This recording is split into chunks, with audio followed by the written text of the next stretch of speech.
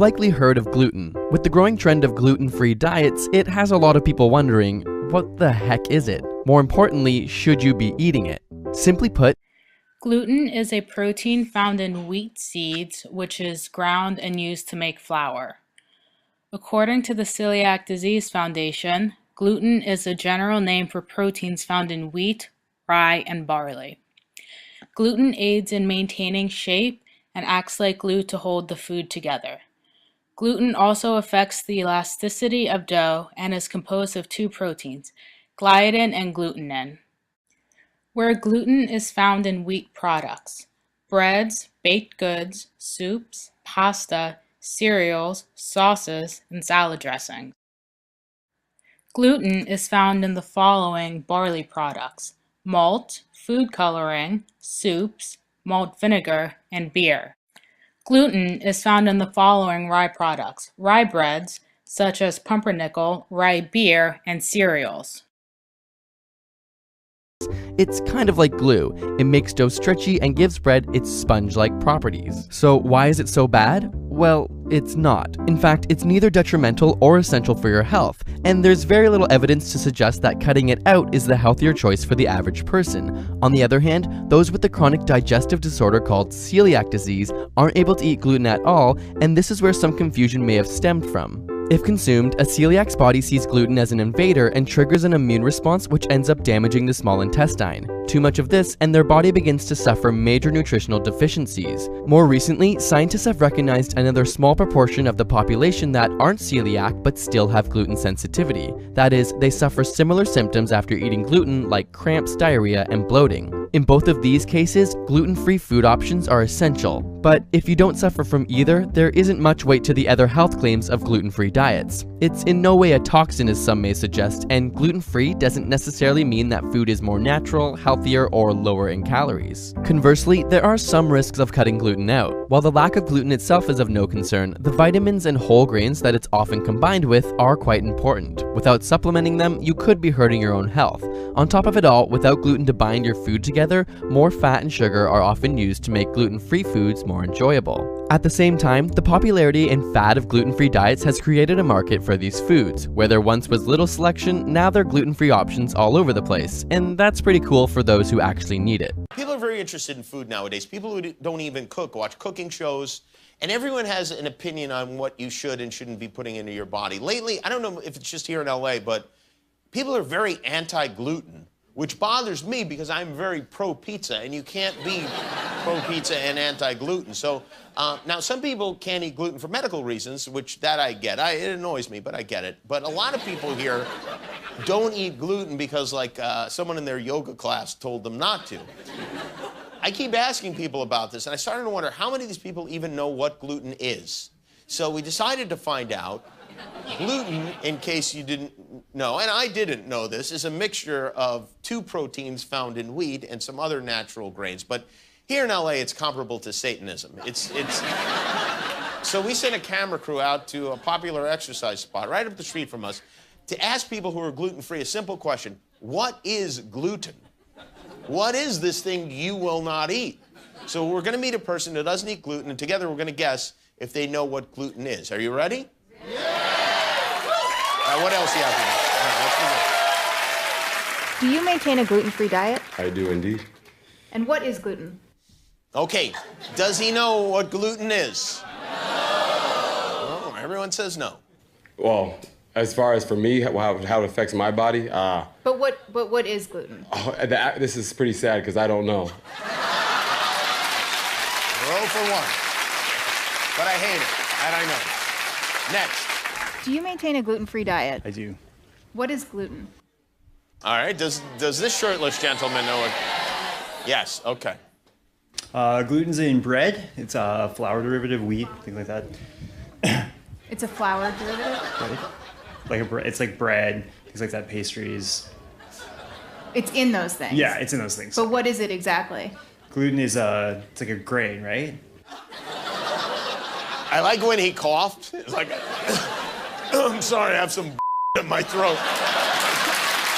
Excuse me. All right, next. Do you maintain a gluten-free diet? Yeah, I try to the best of my ability, yeah. What is gluten? Does she know what gluten is? Oh. It's the wheat in products such as like bread or pastas, rice. Why do you avoid it? It makes you fat. I mean, like I said, I haven't researched it to the fullest. I have a girlfriend from Russia. She actually just got me into it, so she's reading a book about it. Oh, okay. Russians know about gluten and Putin. They know about both of those things. All right, we have one more. Do you maintain a gluten-free diet? I do. I actually don't eat rye, wheat, oat, bran, dairy, nuts, or eggs. Wow. What is gluten? Does he know? Does Jewish John Hamm know what gluten is? It is part, I believe, of the wheat that I really don't know. It's in rye, wheat, oat, and bran. So that's what I said. I gotta go pick my kids up. Leave me alone. Maybe gluten doesn't exist. Gluten-free means a product that does not contain gluten. In 2015, United States consumers have so far spent $4.2 billion, and in Canada, $90 million on gluten-free products. In 2014, United States consumers spent $7 billion on gluten-free items.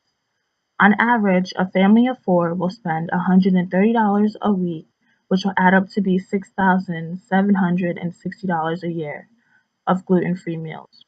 The standard gluten-free shopping list consists of kale, almonds, walnuts, olive oil, coconut oil, grass-fed beef, free-range eggs, chicken and turkey, avocado, mixed greens, spinach, broccoli, wild salmon, onions, garlic, bell and black peppers, goat cheese, shredded coconut, and berries in moderation.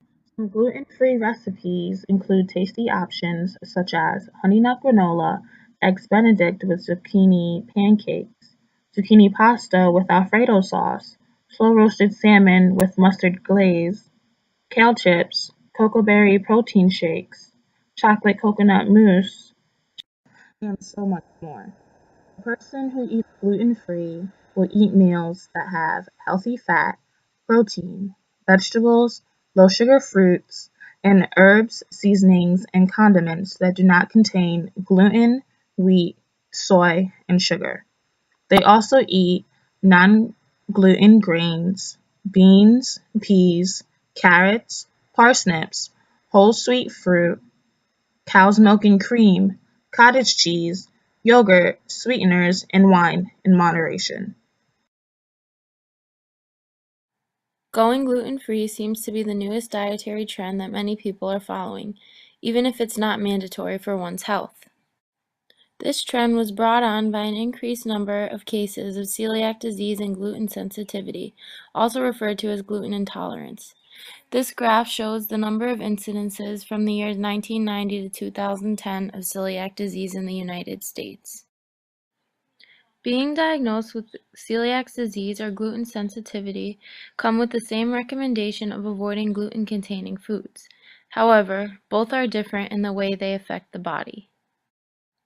Celiac disease, also known as gluten-sensitive enteropathy, is an autoimmune disease that affects the small intestine, causing it to become inflamed when gluten is digested. Non-celiac gluten sensitivity is often interchanged with gluten intolerance. There are cases where symptoms are less severe, which may be considered gluten sensitivity, whereas severe cases would be labeled as gluten intolerance due to the intensity and length of time symptoms last. Gluten sensitivity differs from celiac disease in that the body views gluten as an invader, causing a direct response from the form of inflammation inside and outside of the digestive tract, and with the disorder of one's own tissue, it is not attacked as we see with celiac disease. Once gluten is removed from the body, the inflammation goes away, unlike the symptoms associated with celiac. Celiac disease and gluten sensitivity are becoming increasingly more prevalent, as we can see with the increased number of retailer sales of gluten-free foods. Between the years 2009 to 2014, the United States showed to have the largest increase in gluten-free retail packaged food market.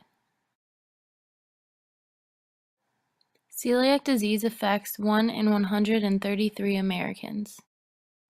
There has also been an increase in number of people who are not gluten sensitive and who are buying gluten-free foods in the United States.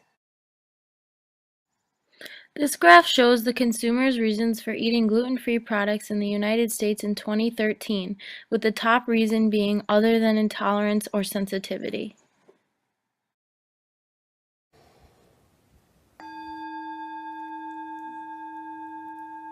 Being gluten intolerant is the hottest eating trend in the New Age community since we found out you don't have to eat animals. Gluten is the new animal you don't have to eat. Being gluten intolerant used to be limited only to those who are actually intolerant to gluten.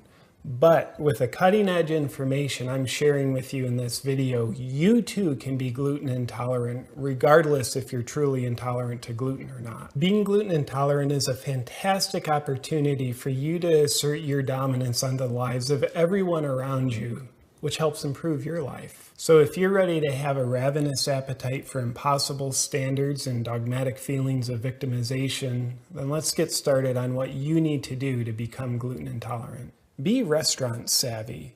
Go to regular restaurants and order.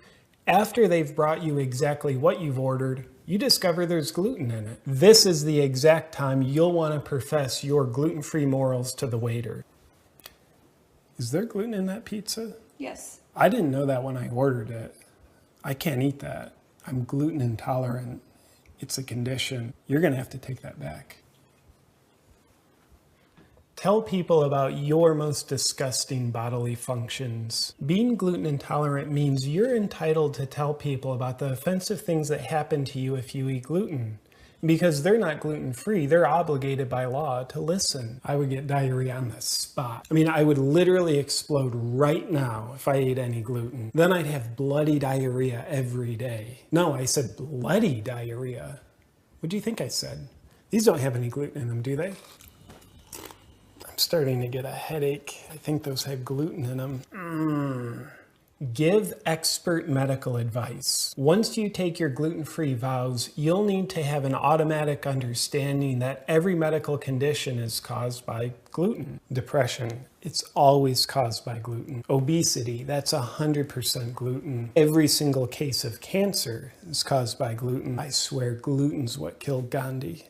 Never let anyone's efforts be good enough for you. If you're at a friend's house and they've gone out of their way and think they've met the Da Vinci Code of your gluten-free demands, they're not trying to be friendly. They're trying to overthrow your reign of control and dominance. You can't let this happen. You'll want to play the trump card of another food intolerance that you've never told them about before. This puts you back in the driver's seat. This is all 100% gluten-free. That's so nice of you. Thank you. It doesn't have any dairy in it, does it? Because I can't eat dairy either. Know your nutritional facts. Since being gluten-free is a nutritional philosophy based entirely on what not to eat, you don't know what you're actually supposed to eat. This means you have zero knowledge of what good nutrition actually is. But don't worry about that. To fill this small little loophole, you'll need to preach with conviction that anything that has no gluten in it is healthy for you. Want some? They're gluten-free. You need as many as you want. So good for you. Don't I look more vibrant from these? I feel like my bones are getting stronger. Pretend to enjoy gluten-free alternatives. Let's say you find a new gluten-free bread. How are you supposed to enjoy this coagulation of mysterious flours that form a brick with the density of a black hole in the dryness of a desert? Answer, you're not. You're supposed to pretend to. This is like paying your membership dues to belong to the high society of being gluten intolerant. How is it? It's enjoyable. Can I grab a glass of water?